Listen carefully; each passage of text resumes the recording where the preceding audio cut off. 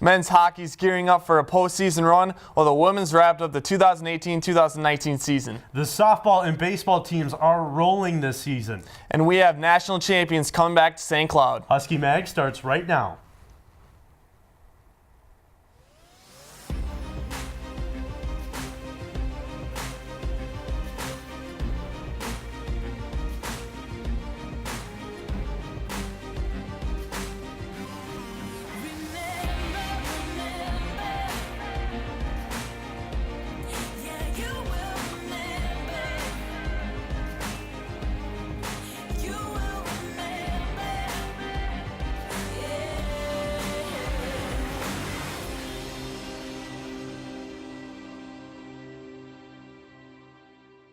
Hello and welcome into this week's edition of Husky Mag. Classes are now back in session after spring break. Sam, how was your spring break? Mine was great. How was yours, Trevor?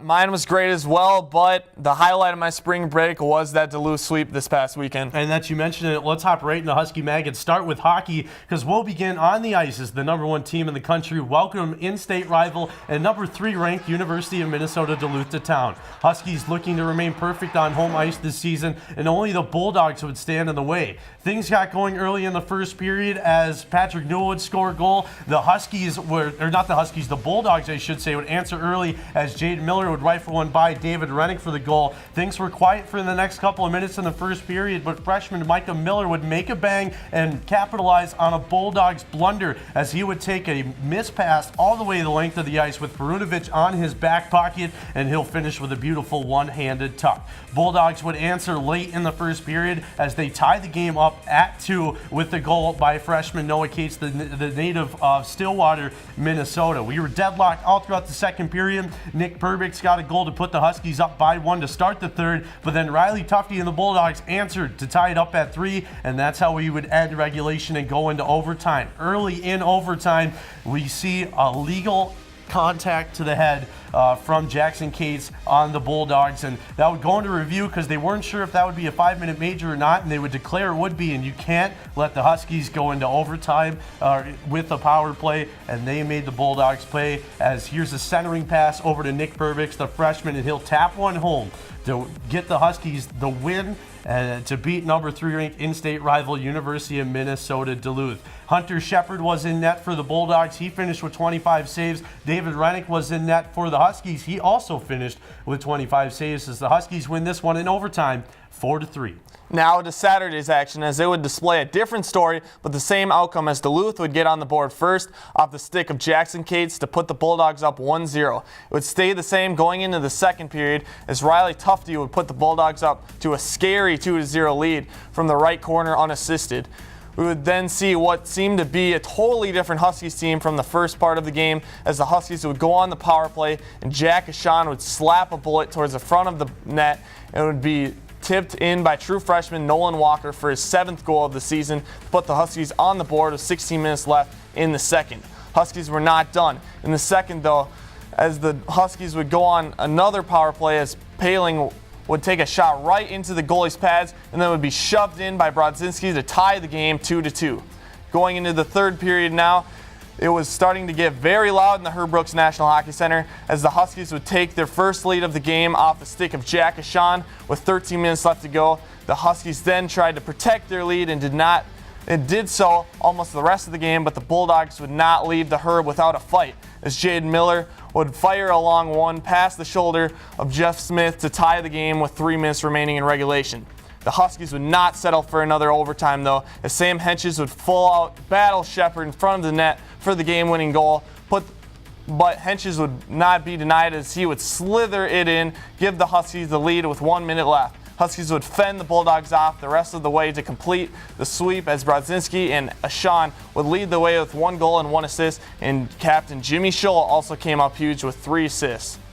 We were able to catch up with head coach Brett Larson and talk about the game plan to bring the Huskies back to St. Paul. Brent was right in front of us tonight. Last night we felt Duluth was better team than us, in all honesty. And we felt tonight we were able to get back to our game a little bit more and play our style of hockey that makes us successful. So we got to play like we did tonight. We got to play our game and be who we are, and certainly not going to change anything here going into the playoffs. Let's now take a look at how some other teams in the NCHC wrapped up their regular season. We do have some series to point out over this past weekend, as Western Michigan was able to sweep Miami, Ohio 5-1 on Friday and then 6-1 on Saturday. With those pair of losses, the Red Hawks hold the worst record in the NCHC play during the regular season, and they also have the 8th seed going into the NCHC playoffs. The most surprising series of the weekend has to be a struggling Colorado College team going to Denver on Friday night and picking up a thrilling 2-1 victory over the Pioneers. But then on Saturday, Denver University went into Colorado to try to pick up a win in their final game of the regular season, but the Tigers achieved the sweep over the Pioneers, shutting them out and taking the win 1-0 over a solid DU squad. Now we take a look at how the NCHC tourney bracket looks. Uh-oh. We don't have that either. Oh. In the first round against Miami at the Herbrook National Hockey Center this weekend. The 4 and 5 seeds are Denver and North Dakota. The 3 and 6 seeds are Western Michigan and Colorado College, and our rivals Minnesota Duluth and Nebraska Omaha will face off 2 versus 7 seed. So as we talked about in the bracket, the Huskies will be at the Herbrooks National Hockey Center this weekend playing the Miami Redhawks in a best-of-3 game series for the second straight year in the first round of the tournament. The first game will face off on Friday, March 15th at 7:07 p.m. Second game will be played on Saturday, March 16th, an hour earlier at 6:07 p.m. And if the two teams both win those two games, there will be a third game on Sunday at 6:07 in a win or you're out game. And it's going to be best of luck to both of those teams. I know St. Cloud State has had their trouble with Miami University this year even. Yeah, with 2 ties on the road earlier this season. Miami, yeah. They were on the road, had 2 ties, and then here they were able to beat up on them pretty good because St. Cloud State perfect on home ice, as we mentioned before. But even last year, Miami University of Ohio was able to bring St. Cloud State to Game 3 in the NCHC playoffs, and now the Huskies, arguably a better team this year than they were last year, so we'll see how everything works out for there. Yes, Sam, and I would be a little nervous if we were going to Miami for this game, but since we're at home, we're undefeated at home, I think our chances are very good to sweep this series. You're exactly right, and best of luck to the men's team. Well, but Trevor, unfortunately, the St. Cloud State women's hockey season has come to a close after a first-round exit by the hands of the Wisconsin Badgers. Let's take a look back on how the 2018-2019 season squared off for the Cardinal and Black. They didn't really finish how they wanted to, with an overall record of 10-25-2, and then finished dead last in the WCHA at 5-19-0, but they did have some pretty solid players on their roster. Emma Paluzny and Janine Alder were 2 solid goaltenders for the team. 711 saves for Paluzny with 6 wins. Alder was not too far behind with 4 wins and also 724 saves, but we can't forget about Hannah Patricius with 22 points, 12 goals, 10 assists, and Julia Tilke with 10 goals and 11 assists. And the Huskies will be graduating 5 seniors from their roster, as we'll say goodbye to the Michigan native Hannah Patricius, who put up impressive numbers over her career, adding 49 points, 28 goals, and 21 assists. And Jordan Stewart, who finished her Huskies career with 4 goals and 2 assists. The Finland native Suvio Laikinen, who finished her career with 10 points with 4 goals and 6 assists, and also was 2-time WCHA academic team. Wisconsin native Julia Tilke, who knotted up very impressive career stats with 81 points, with 41 goals and 40 assists, and also was a 2-time WCHA academic team. And last but not least, Illinois native Ivy Dynick, who finished with 5 points with 3 goals and 2 assists. Congrats to them on a great career, and good luck on your futures. And it was a great job by the women's hockey team this season. Hopefully next year we'll see another result, and they can, pass off their teachings to the underclassmen, and we'll see if that record can go up for the women's hockey team. But stay tuned to Husky Mag as we'll catch up on the St. Cloud State basketball teams. We will also crown a group of national champions coming home to St. Cloud. Don't you dare change that dial. Husky Mag will be right back. Welcome back to Husky Mag. We will now shift over to some basketball as the Huskies men's basketball team look to run the table to get into the championship in the NSIC tournament after an impressive 21-win, 7-loss season. The Huskies would take care of business in the first round at Hollenbeck Hall against Upper Iowa, as they would take the win 91-72, as Gage Davis would lead the way with 31 points, 9 rebounds, and 4 steals. And Sean Smith would also shine as he put up 27 points and 5 rebounds. The Huskies would then hit the road to the Pentagon in Sioux Falls to face off against Wayne State in the quarterfinals. The Huskies would find themselves trailing early in that game and went into the half trailing by 9. The Huskies' comeback would come up short as they would lose by just 1 point by a final score of 77-76, as Gage Davis led the way with a staggering 47 points. Northern State would end up winning the NSIC tournament, which would be a tough one to take in considering the Huskies had just beat Northern State 2 weeks before. Even though the Huskies lost, their season would not end there, as they received a large bid to the NCAA Division II tournament. The Huskies would be just one of 3 teams in the NSIC tournament to make the NCAA tournament. And you're exactly right. And the Huskies will be the 4th seed heading into regional play. They'll be taking on the 5th seed, Southern Nazarene University. This is the 2nd time in the last 2 years that St. Cloud State has faced these guys. And we see some footage here. St. Cloud State on Selection Sunday, this past Sunday, being picked into the regional tournament. As you mentioned before, one of 3 teams going into that bracket. And you know, it's great to see them there. Last season, they were the 6th seed. Southern Nazarene was the 3 seed. They were able to beat up on Southern Nazarene pretty handily, but hopefully they can do it again and keep advancing. Yeah, and like you said, Sam, the Huskies will be the 4 seed heading into the regional tournament, as they will hit the road to Maryville, Missouri, to face off against the 5 seed Southern Nazarene in the first round on Saturday, March 16th at 6:30 p.m. If the Huskies win that game, they'll play in the semifinal round on March 17th at 7:30 p.m. Then if they win that game, they'll play for the championship on Tuesday, March 19th at 7 p.m. So we wish the best of luck to the men's basketball team, but let's shift our attention from the men's over to the women's basketball team.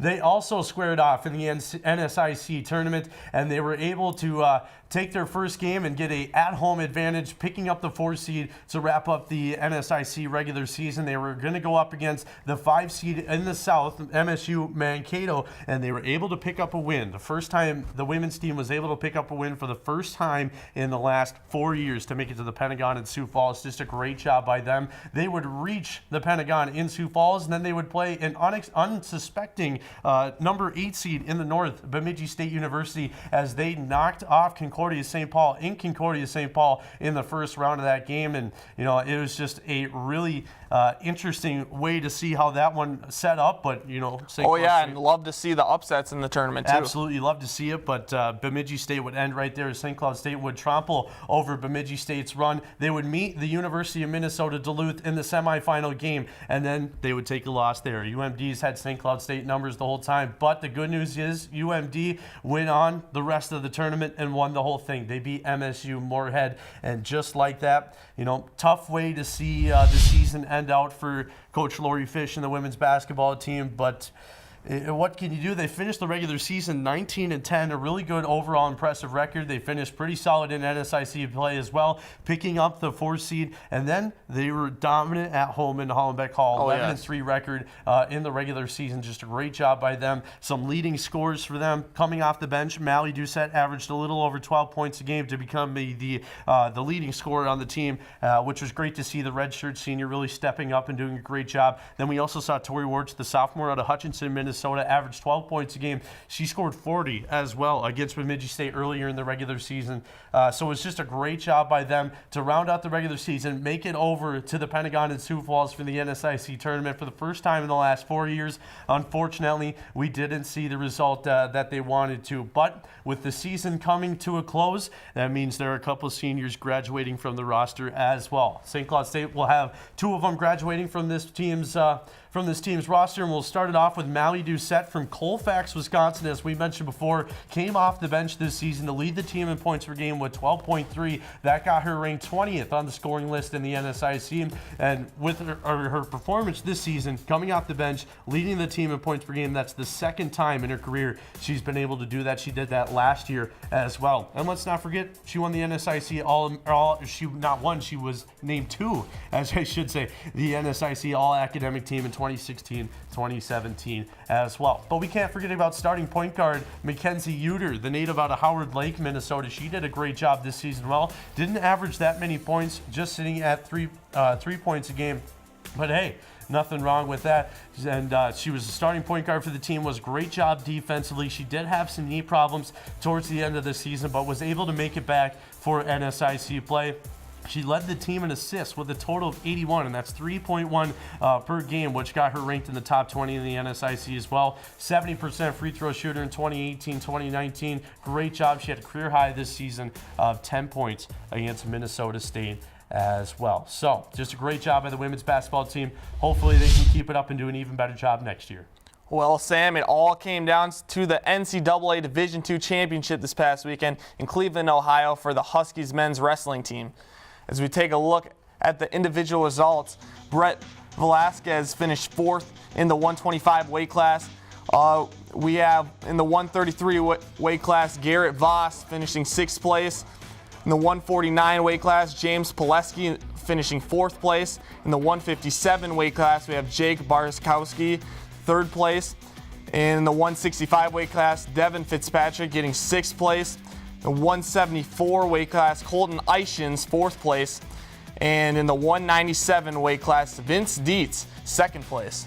A great job by them, and for the Huskies, this is their 4th championship in the last 5 years. They didn't have any first-place finishers, as you mentioned, Trevor, but they still managed to win the team trophy, and they did it pretty early as well. 7 All-Americans. That means they placed in the tournament. So great job by them. 7 All-Americans out of the 9 that were sent. 6 pins throughout the tournament. That's pretty impressive as well. And St. Cloud State scored 95.5 points with 9 wrestlers, as we mentioned before, 7 of them becoming All-Americans. Wheeling Jesuit placed 2nd with 87.5 points as well. Just congratulations to the St. Cloud State men's wrestling team. Best of luck to them next year, and hopefully they can go for their 5th, I should say, national championship. 3 straight as well. Exactly. So stay tuned as the excitement will continue as we recap how the Huskies baseball and softball teams did over their spring break trip. Husky Mag will be right back.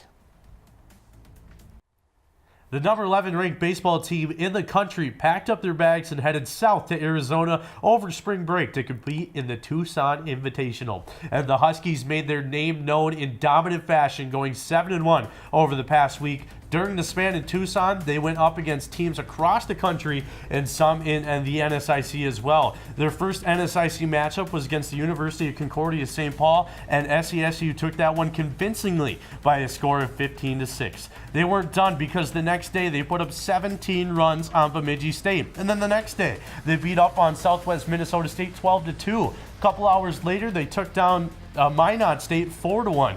But in the final day, they ran out of gas a little bit because they took the L to Concordia St. Paul for the second time and unfortunately lost 4-1 on Sunday.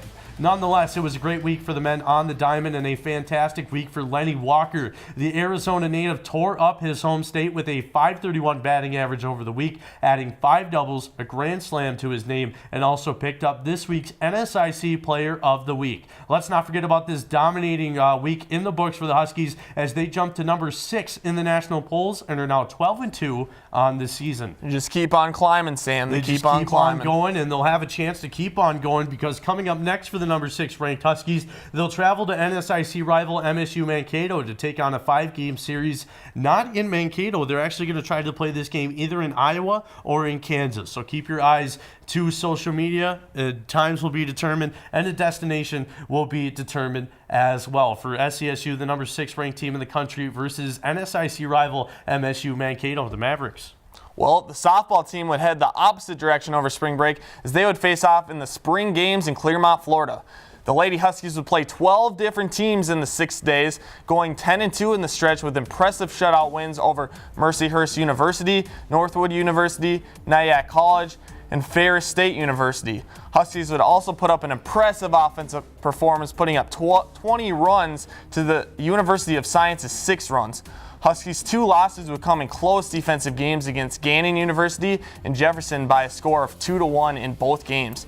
Jasmine Estrada was hitting nothing but dingers on this trip, and she tallied up amazing stats as she posted up a .448 batting average, 15 RBIs, and got a double, triple, and 3 home runs. These stats were so good that Jasmine would win NSIC Player of the Week.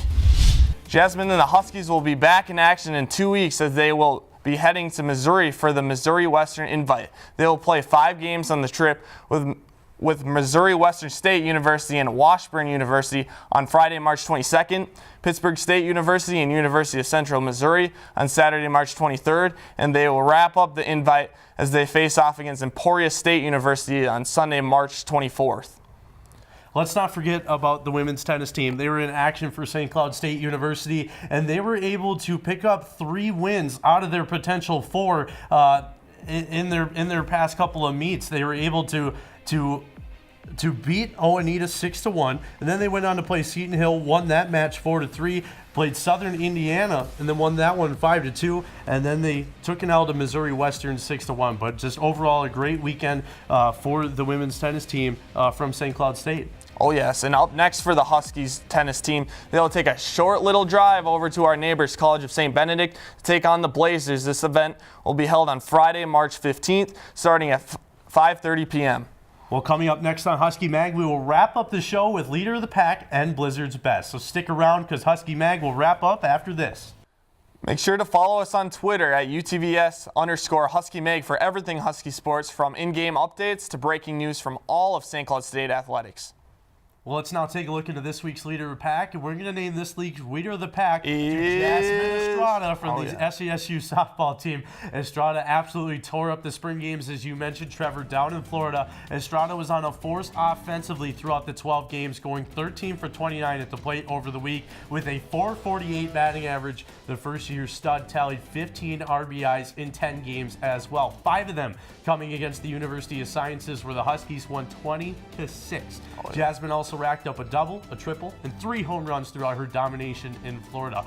Following this stellar effort, she was named NSIC Player of the Week as well. So congrats to Jasmine and the rest of the Huskies, and best of luck throughout the rest of the season on the diamond.